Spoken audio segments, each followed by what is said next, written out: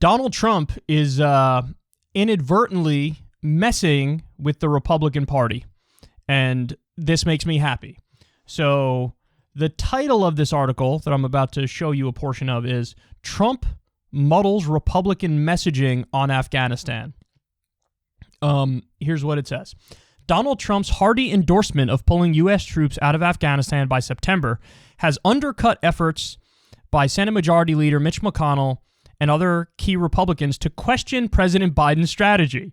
More broadly, the president has focused the nation's attention on China as the United States' premier national security concern, putting pressure on Senate Republicans to support legislation from Chuck Schumer, plans to move to respond to Beijing's growing influence and power.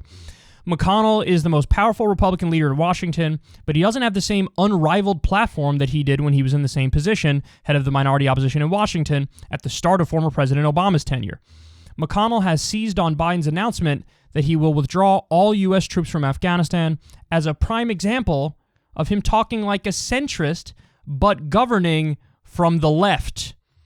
Okay, so the GOP leader has warned that Biden has ordered a hasty total withdrawal from Afghanistan. Hasty that will leave coalition partners and vulnerable Afghans high and dry. He's setting a marker to say, "I told you so," when Afghanistan goes to hell, said a strategist on this. He makes these little down payments on political investments that may turn out or may not. Then you have Senate Republican Whip John Thune, McConnell's potential successor, says Biden's decision is, quote, "a big mistake and not the right move." So what's interesting is they go on in this piece to cite GOP strategists, and the GOP strategist is intelligent enough to be like, by the way, the actual base of the party, Republican voters, are with Trump. They're not with McConnell. They're not with Thune. They're not on the pro-war side. They're against the war. The other interesting thing is they point out that Trump very publicly supporting the withdrawal gives other Republicans cover, other elected Republicans cover. So there are some Republicans, mostly in the House, who are also against the war, and now they feel like, well, if Trump's against it, then that gives me the ability to be against it as well. Whereas if Trump was out of the equation completely and it was just McConnell, they would feel pressure from the leadership of the party to take the pro-war position. So I love this. I love this because Donald Trump, without even realizing it, is throwing a wrench in the approach of the Senate Republicans and current Republican leadership. But the thing I can't get over is that McConnell and Thune and all of these idiots, they really believe that they're going to win the debate. They're going to win the argument on the grounds of, we have to stay in Afghanistan because what about the poor Afghans? What'll happen to them when we pull out? I can't believe Biden is doing such a quick and hasty withdrawal. We've been there for 20 years. And even if you say, okay, but from the announcement until the time we leave is too quick, that can't be true either because the original deadline was supposed to be May 1st and Biden pushed that back to September. There is no world in which this is a hasty withdrawal. But that's how they're talking about it. And they're saying, oh, what about our coalition partners who are leaving high and dry? I don't know at what point Senate Republicans totally lost touch with their marketing ability, but they've lost touch with their marketing ability. And just the fact that Trump interjects himself every now and then and says something, it fucks them over completely. And so, at least on this issue, they're in total disarray. Like, there is no coherent message because Trump's against the war. The Senate Republicans are for the war. There's no coherent message. They're talking past each other, which leaves the lane wide open for Biden.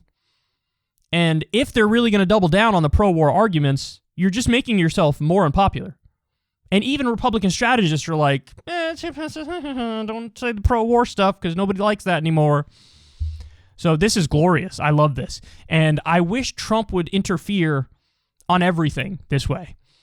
You know what I mean? Now, this is an area where Trump nominally is correct. Don't give him too much credit because he could have pulled all the troops out, and he didn't. Even his May 1st deadline was not a full withdrawal.